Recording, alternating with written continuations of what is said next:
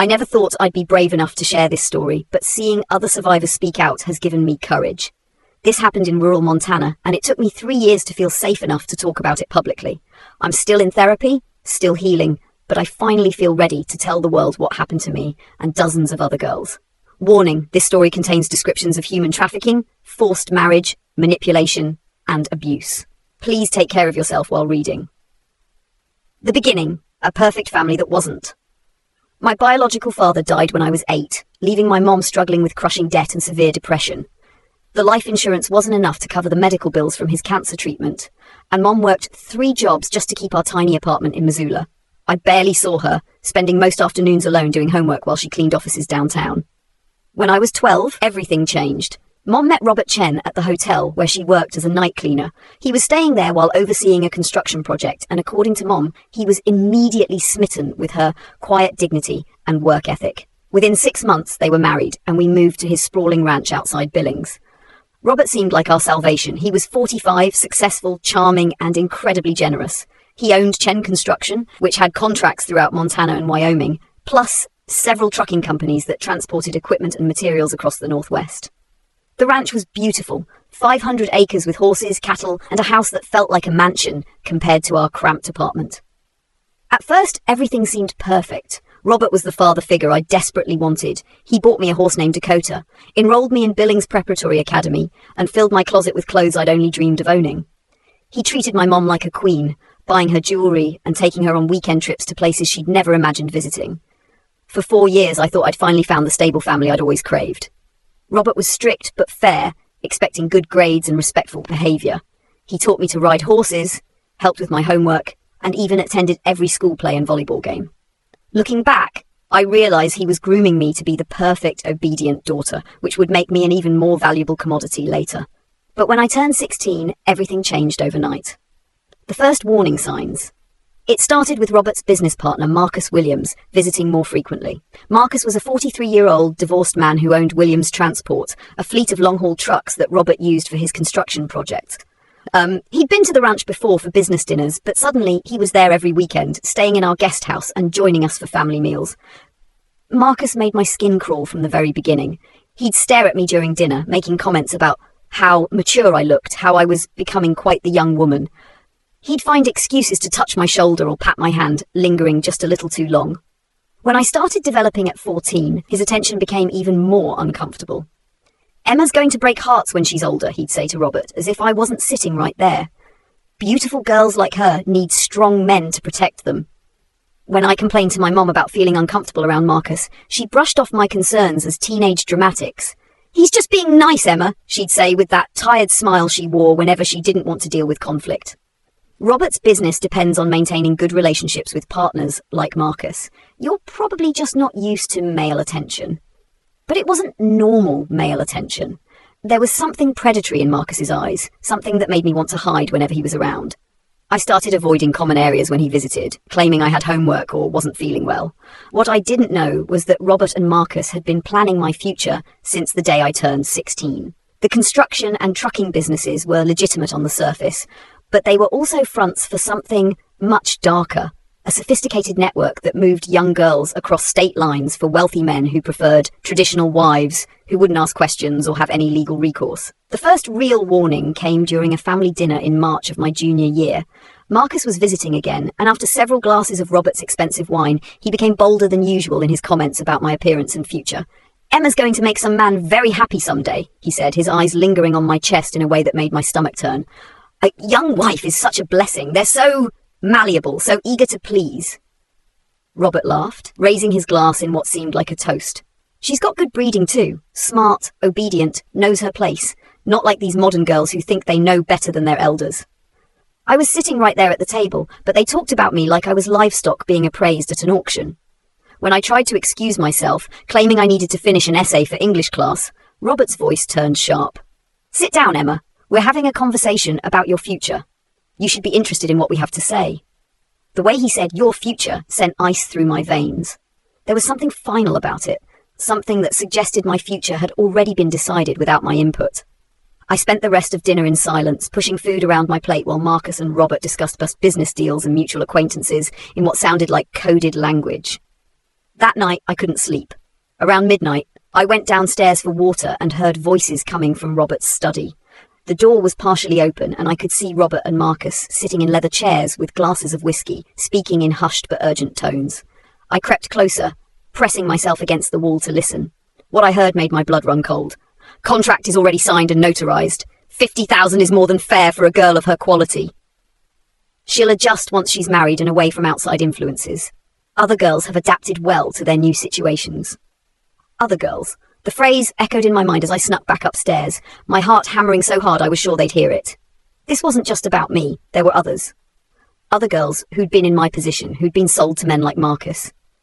I lay awake until dawn, trying to convince myself I'd misunderstood, that I was letting my imagination run wild.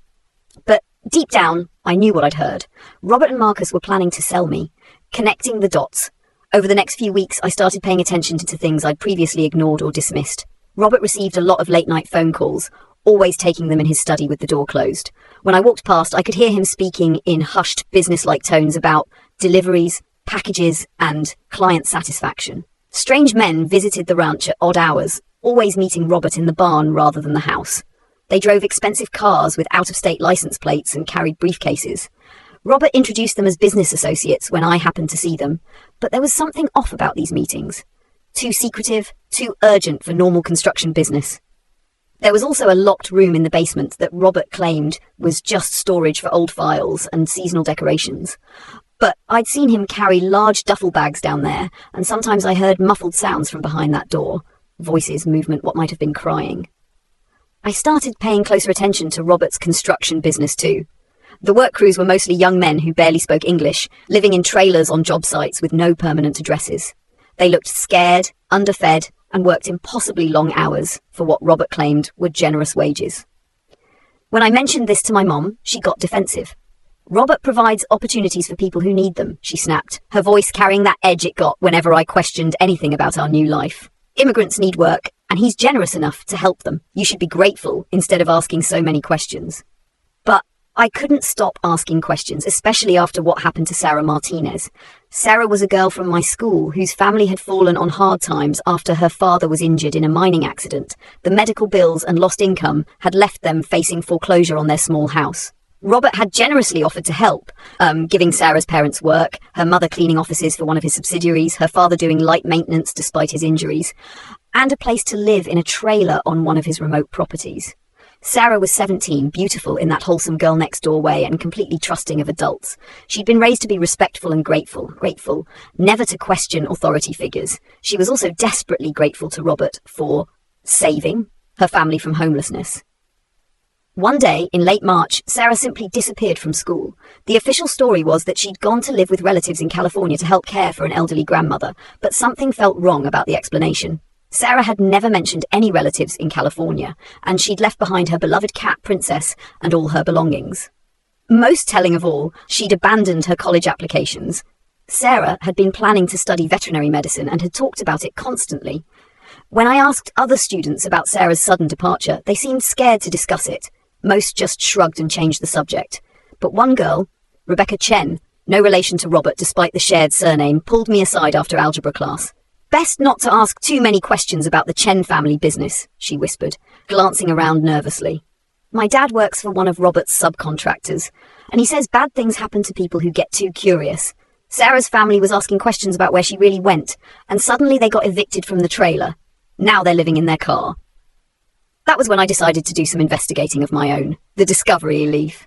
My opportunity came in early April when Robert and my mom went to a charity gala in Billings. It was a big social event, the kind where Robert liked to network with other wealthy businessmen and politicians.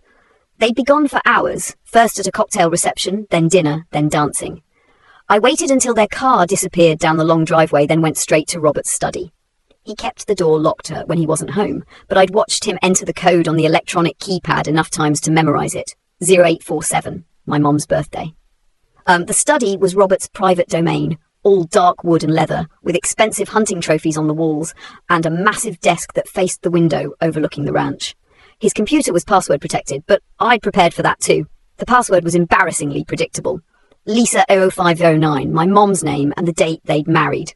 What I found in his files made me physically sick. There were spreadsheets with girls' names, ages, physical descriptions, and what could only be described as sale prices. The amounts ranged from $30,000 to $75,000, with higher prices for younger girls or those with special characteristics like virgin, submissive, or educated. Photos were stored in a folder labelled Inventory. Hundreds of images of young women I didn't recognise, all looking scared and much younger than they should be for marriage. They were posed in white dresses, some holding flowers, some crying. Each photo was labelled with a number and basic information: age, height, weight, hair colour, and disturbing notes like compliant, requires discipline, or ready for transport. Email chains discussed transport logistics and client preferences in language that made it clear these girls were being treated as commodities. Robert corresponded with men across the country who placed orders like they were buying cars. I need a brunette, 16 to 17 years old, docile temperament, good breeding stock. And most horrifying of all, there were contracts. Legal-looking documents that appeared to legitimise the sale of girls into marriages with men who'd paid for the privilege. The contracts included clauses about traditional marriage expectations, wifely obedience, and no contact with former associates. Any attempts to nullify the marriages would result in severe financial and legal consequences for the girls' families. My name was on a contract dated 3 weeks in the future, May 15th. Marcus Williams had paid $50,000 for a traditional marriage arrangement with me. The contract specified that I would be relocated to his property in Wyoming immediately after the ceremony, with no contact with my previous life allowed for a minimum of 6 months to ensure proper adjustment to married life. My hands shook as I printed everything I could, stuffing the papers into my backpack. The printer seemed impossibly loud in the quiet house, and I kept glancing at the window, terrified that Robert's car would appear in the driveway before I finished. As I prepared to leave the study, I heard the unmistakable sound of car doors slamming outside. They were home early. I barely made it upstairs and into my room before the front door opened, my heart hammering so hard I thought it might explode. Robert's voice carried up the stairs as he told my mom about some boring conversation he'd had at the gala, normal and cheerful, as if he wasn't a monster who sold children. That night, I lay awake making plans. I had 3 weeks to figure out how to escape not just a forced marriage, but what was clearly a sophisticated human trafficking operation. Trying to get help. The next morning, I tried talking to my mom one more time. I showed her some of the contracts and photos, hoping that seeing concrete evidence would snap her out of whatever spell Robert had cast over her. Her reaction was not what I expected. "Where did you get these?" she demanded, her face pale but angry rather than shocked. "Mom, he's selling me to Marcus Williams. He's been trafficking girls for years." She slapped me, hard. It was the first time she'd ever hit me, and the sound echoed through the kitchen like a gunshot. "Robert has given us everything," she said, her voice shaking with anger and what might have been fear. "A home, security, a future. I won't let you destroy that with wild accusations and disrespectful behaviour." "These aren't accusations, they're fake," she interrupted, her voice rising. "You've been reading too many conspiracy theories online, filling your head with paranoid nonsense. Robert loves us. He would never hurt you. Then ask him about Sarah Martinez. Ask him about the other girls in these photos." Her face crumpled slightly, and for a moment I thought I'd gotten through to her. But then she straightened, her expression hardening into something I'd never seen before. "Sarah went to live with family in California. As for these papers, I don't know where you got them, but they're obviously forgeries. You're 16, Emma. You don't understand how the world works, how business operates, or what real love looks like. I understand enough to know that selling children is illegal." "No one is selling anyone!" she screamed, and I saw neighbours' curtains twitch in response. "Robert arranged a good marriage for you. Marcus is wealthy, stable, and willing to provide for you. In many cultures, parents arrange marriages for their children. It's perfectly normal. Not in America, not when the bride is 16 and the groom is 43, not when money changes hands." She looked away, staring out the kitchen window at the mountains in the distance. "Age is just a number when there's real commitment involved. Marcus will take care of you, protect you, give you a better life than I ever could. What about college? What about my veterinary medicine dreams? What about having a choice in my own life? Dreams are luxuries we can't afford," she said quietly. "Marriage to Marcus means security for all of us. If you refuse..." She trailed off, but the implication hung heavy between us. "If I refuse, what? He'll hurt you?" She didn't answer, but I saw tears in her eyes for the first time since this conversation started. That's when I realised my mom wasn't just brainwashed, she was terrified. Robert had probably threatened her too, made it clear that my compliance was the price of her safety. But even understanding her fear, I couldn't accept what she was asking me to do. That's when I realised my mom wasn't going to help me escape. She might even actively work against me to protect herself and preserve the life Robert had given us. I had 18 days to save myself. The first attempt, local police. My first call was to the Yellowstone County Sheriff's Office. I'd researched online and found that human trafficking was a federal crime, but I figured local police would be the place to start. I was wrong. Officer Davidson was a middle-aged man with the tired expression of someone who'd seen too many domestic disputes and teenage runaways. When I walked into the station with my backpack full of evidence, he looked like he was already mentally filing me under problem teenager. "Let me get this straight," he said after I'd explained the situation. "Your stepfather, who is a respected businessman and major employer in this county, is allegedly forcing you into marriage as part of a human trafficking ring?" "Yes, I have evidence. Evidence you claim to have stolen from his private computer in his locked office." I pulled out the contracts, the photos, the spreadsheets. "These are real. Look at the names, the ages, the money involved. Could be from anywhere," he said, barely glancing at the papers. "Photoshop makes it easy to create fake documents these days. Do you have any idea how many false reports we get from teenagers who don't like their parents' rules? Just last month, we had a girl claim her father was running a meth lab because he grounded her phone. This is different. Look at this contract with my name on it, the payment records. This looks like standard business paperwork to me. Maybe your parents are arranging a marriage, but that's not illegal if you consent and have parental permission." "I don't consent, and I'm 16! 16 is legal marriage age in Montana with parental consent." He leaned back in his chair, clearly losing patience. "Look, kid, I understand you're upset about an arranged marriage. It's not common around here, but it's not illegal either, unless you have evidence of actual crimes being committed. Human trafficking is a crime, if that's what this was. But what I see is paperwork for what appears to be a consensual business arrangement between adults. Your stepfather has never been arrested, has no criminal record, and employs half the people in this county. You're asking me to investigate him based on documents you admittedly stole and a story that sounds like something out of a TV movie." I left the police station feeling defeated, but not hopeless. Officer Davidson had made it clear that local law enforcement either couldn't or wouldn't help me. If they were going to dismiss concrete evidence as teenage dramatics, I needed to find another approach, finding real help. That night, I researched human trafficking hotlines and federal agencies online. The FBI had a tip line, but their website made it clear they prioritized cases with multiple victims and interstate activity. I wasn't sure they'd take a 16-year-old seriously either, especially after my experience with local police. However, I did find something promising.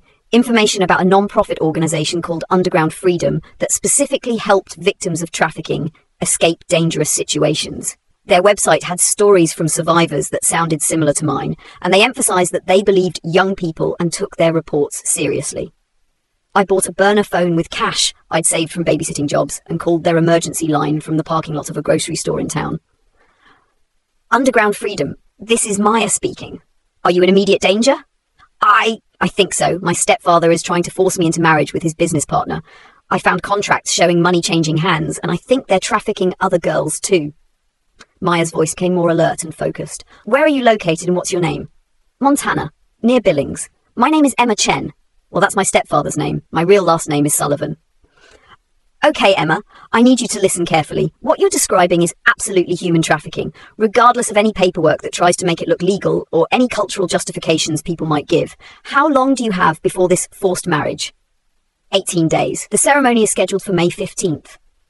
"That gives us time to work, but not much. I need you to document everything you can safely access. Photos, names, locations, financial records, and we need to start planning how to get you somewhere safe before that date."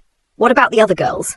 "I found evidence of dozens of others. That's exactly why we need your evidence and testimony. Your case could help us shut down this entire operation and rescue other victims. But first, we need to make sure you're safe." Maya explained that Underground Freedom worked closely with federal law enforcement and specialized in cases exactly like mine.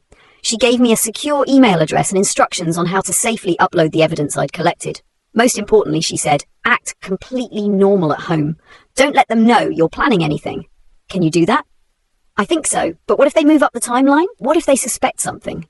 "We'll be monitoring the situation. If you feel immediate danger, call 911 first, then call our emergency line. We have people who can respond quickly." For the first time since discovering those files, I felt a glimmer of hope. Finally, someone believed me and had the resources to help. Becoming a spy in my own home. Over the next week, I became a spy in my own home, documenting everything I could while maintaining the facade of a dutiful daughter preparing for her wedding. It was exhausting and terrifying, but also gave me a sense of purpose and control. I photographed documents whenever Robert left his study unlocked, memorized license plate numbers of visiting vehicles, and noted the times and dates of suspicious meetings. I even managed to record several phone conversations by leaving my phone hidden near Robert's office when I knew he'd be making his usual evening calls. What I discovered was worse than I'd initially imagined. Robert wasn't just selling me to Marcus, he was running a sophisticated operation that moved girls throughout the Northwest and beyond. The construction sites weren't just fronts, they were actual staging areas where girls were held before transport. The work trailers that housed Robert's immigrant employees also served as temporary holding facilities. The trucking company was the key to the whole operation. Marcus's fleet of long-haul trucks moved girls across state lines, hidden in specially modified sleeper compartments that couldn't be detected during routine inspections. The girls were sedated during transport and told they were being relocated for their new marriages. I found records going back 5 years involving at least 40 girls. Sarah Martinez was indeed one of them, sold to a rancher in Alaska for $45,000. Her parents had been told she was working as a nanny for a wealthy family and weren't allowed contact during her adjustment period. But the most chilling discovery was a detailed conversation I overheard between Robert and Marcus about breaking in their new wives. They discussed methods for ensuring compliance, including isolation from all support systems, financial control, and psychological manipulation. They talked about physical punishment as a last resort, but made it clear that training periods could be brutal. Emma's got more spirit than most, Marcus said during one phone call I managed to record. That's fine by me. I actually enjoy the challenge of breaking a strong-willed girl. Give me 6 months and she'll be as docile and obedient as any of the others. Just remember our return policy, Robert replied with a laugh that made my skin crawl. No refunds after 90 days. By then, they're usually too broken to cause problems anyway. They were joking about my future suffering, treating my upcoming trauma like a business transaction with customer service policies. The network revealed as I dug deeper, I uncovered the full scope of the operation. Robert and Marcus were part of a network that spanned multiple states, involving corrupt officials, complicit business owners, and a client base of wealthy men who preferred very young wives they could control completely. The clients weren't just random predators, they were often prominent members of their communities.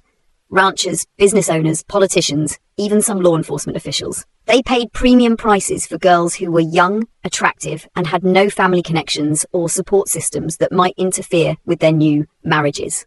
The operation had several tiers. At the bottom were recruiters who identified vulnerable families facing financial crisis. In the middle were handlers like Robert, who managed the logistics and paperwork. At the top were the clients who paid for their traditional wives, and the corrupt officials who made sure investigations never went anywhere. Girls were selected based on specific criteria. Age, usually 14 to 17, appearance, family situation, preferably desperate, and temperament. Shy, obedient types were preferred, though some clients specifically requested spirited girls they could train. Once selected, their families were gradually isolated and made financially dependent on the network. The fake marriage contracts served multiple purposes. They provided a veneer of legality, made the families complicit in the trafficking, and gave the buyers legal cover for what was essentially purchasing a sex slave. The contracts included clauses that prevented the girls from leaving, contacting their families, or seeking help from authorities. Most horrifying of all, I found evidence that some girls who tried to escape or report their situations had simply disappeared. There were coded references to permanent solutions and disposal that suggested the network would kill girls rather than risk exposure. The countdown begins on May 1st, exactly 2 weeks before my wedding. Maya called with an update. We've shared your evidence with federal agents who've been investigating this network for over a year, she explained. Your documentation has been incredibly helpful in building their case. They want to coordinate your extraction with a larger operation to shut down the entire ring. What does that mean exactly? It means we need you to hold on a little longer while they prepare. Your wedding is the perfect time to catch them in the act. They'll have evidence, witnesses, and money changing hands. But we'll extract you before the ceremony actually happens. What about the other girls? The ones already trapped?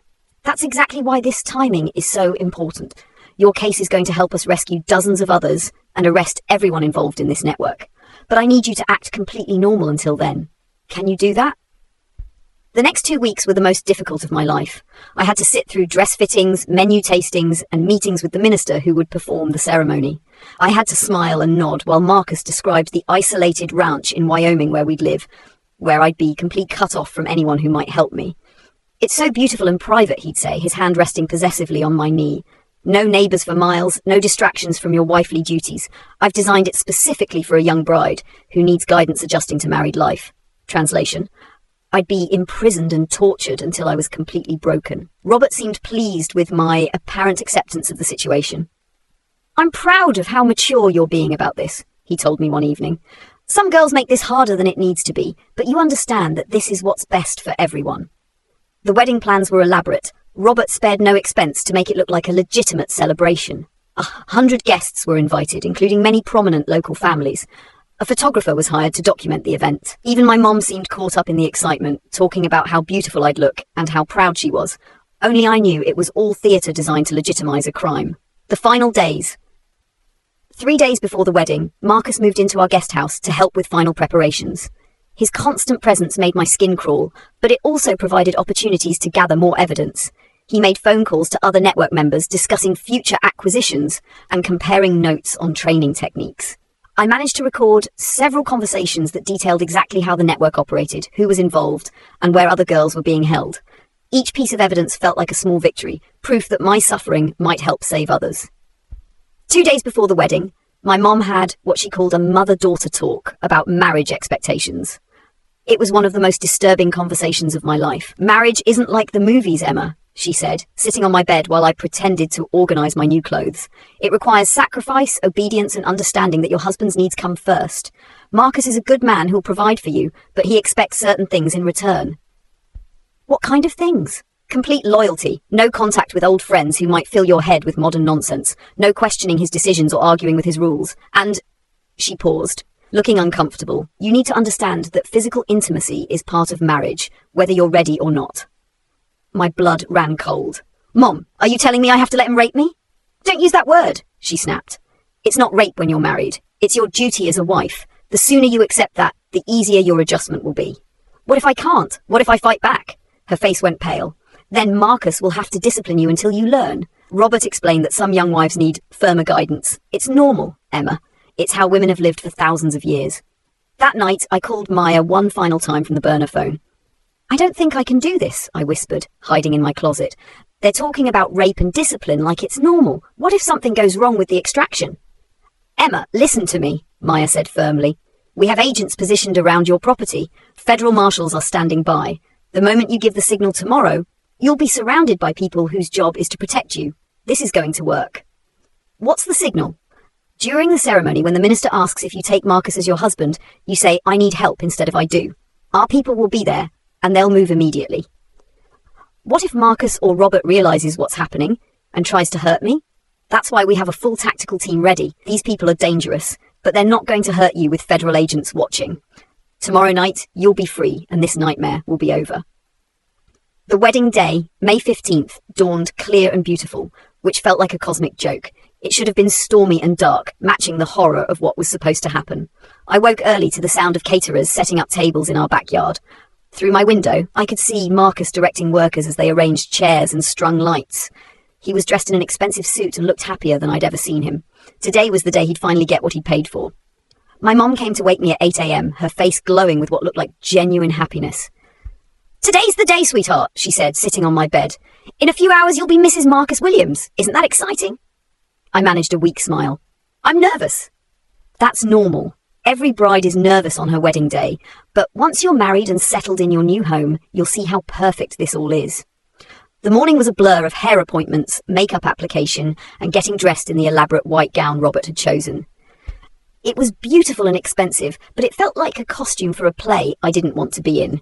As the makeup artist worked on my face, I studied my reflection in the mirror. I looked older than 16, more mature than I felt. The artist was chattering about how lucky I was to marry such a successful man at such a young age. "Not many girls get the security of marriage so early," she said, applying lipstick. "You'll never have to worry about supporting yourself or making your own way in the world. Some people would call that a blessing." If only she knew the truth. By 2 p.m, guests began arriving. I watched from my bedroom window as cars filled our driveway, expensive vehicles driven by well-dressed people who had no idea they were attending a crime. I recognized some of them from Robert's business parties, prominent members of the community who probably thought they were supporting a traditional family celebration.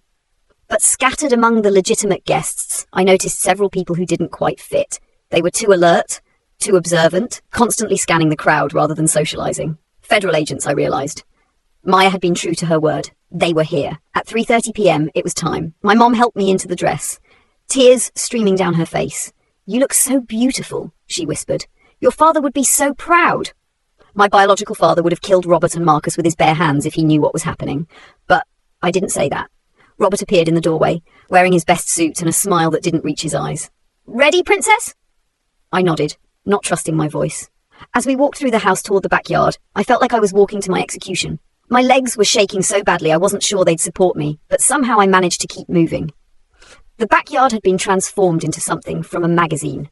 White chairs arranged in perfect rows, an arch of flowers at the front, a photographer capturing every moment. Marcus stood at the altar in his tuxedo, beaming as if this was the happiest day of his life.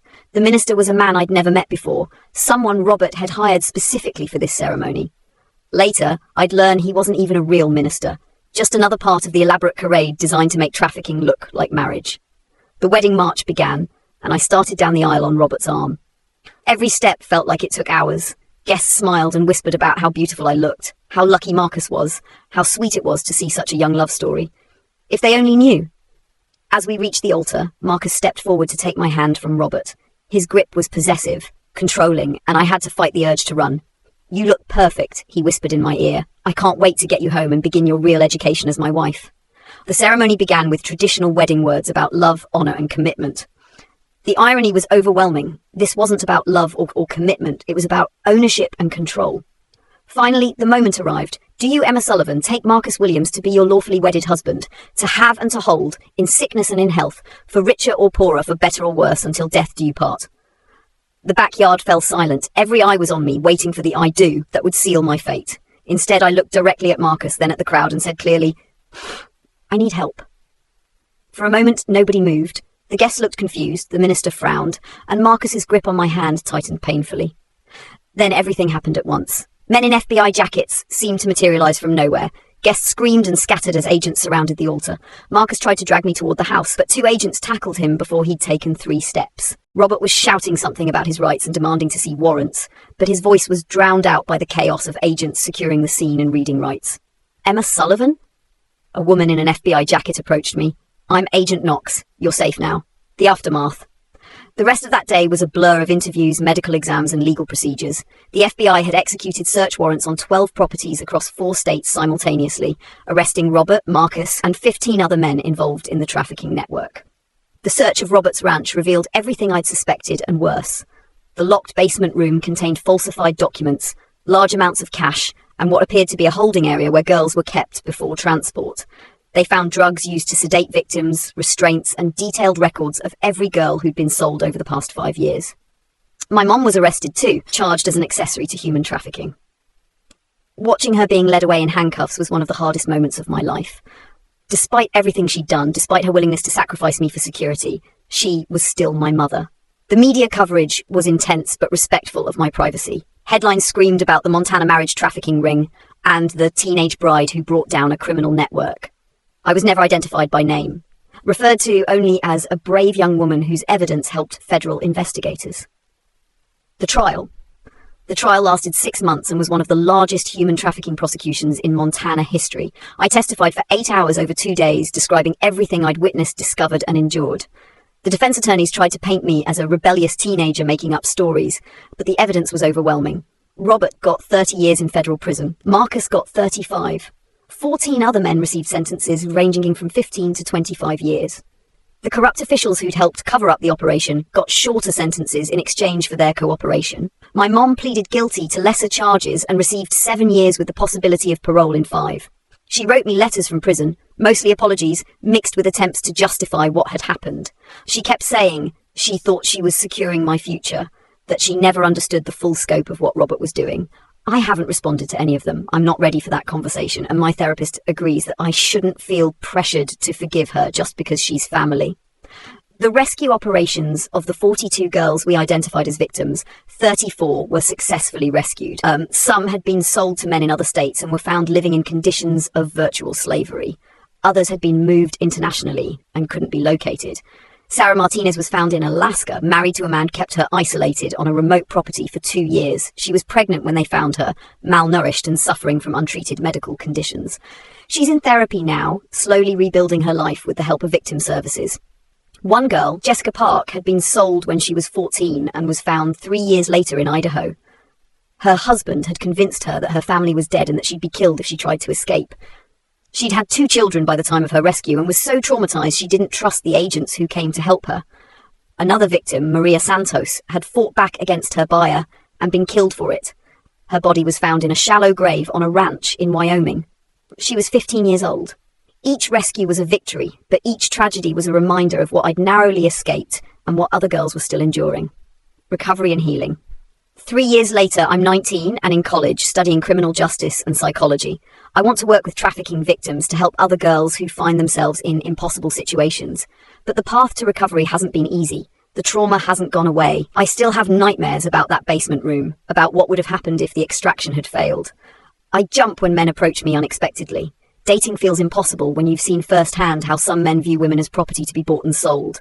I suffer from PTSD, anxiety, and depression. Some days are harder than others.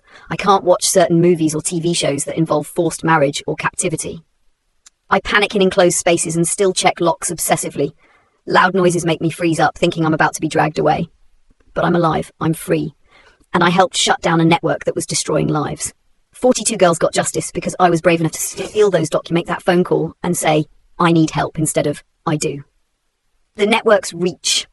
The investigation revealed that this wasn't just a regional operation. It was part of a much larger network that operated throughout the United States and internationally.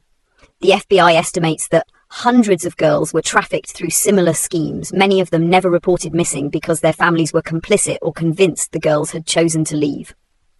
The network targeted specific communities: immigrants afraid to contact authorities, families in financial crisis, girls aging out of foster care with no support systems. They were sophisticated in their recruitment, often spending months gaining a family's trust before revealing their true intentions.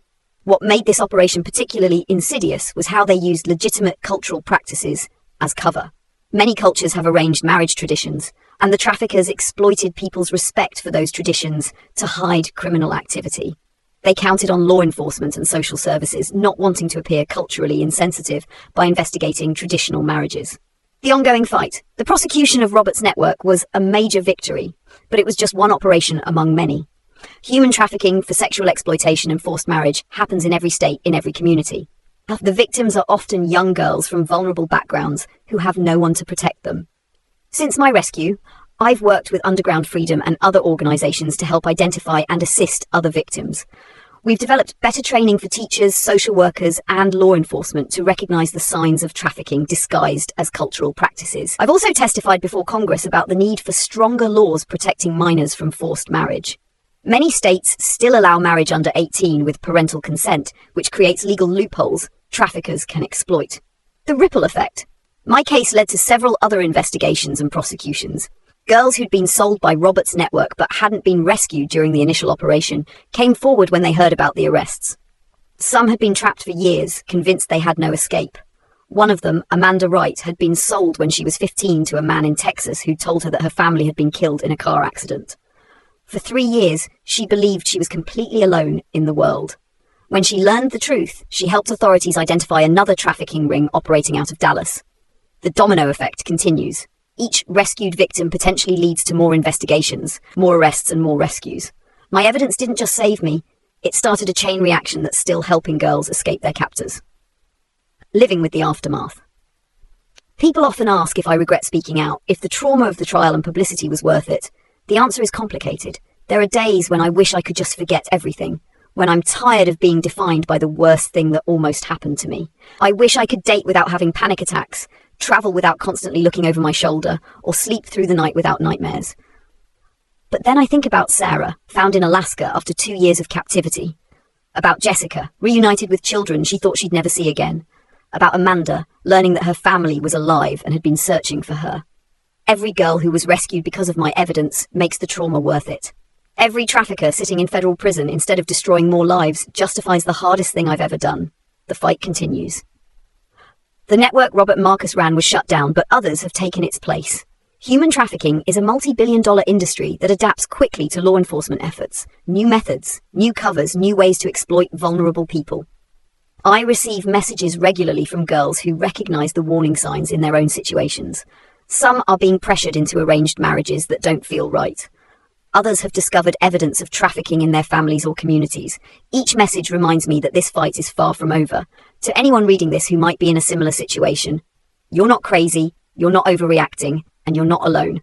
Trust your instincts. If something feels wrong, it probably is. Document everything you can safely access.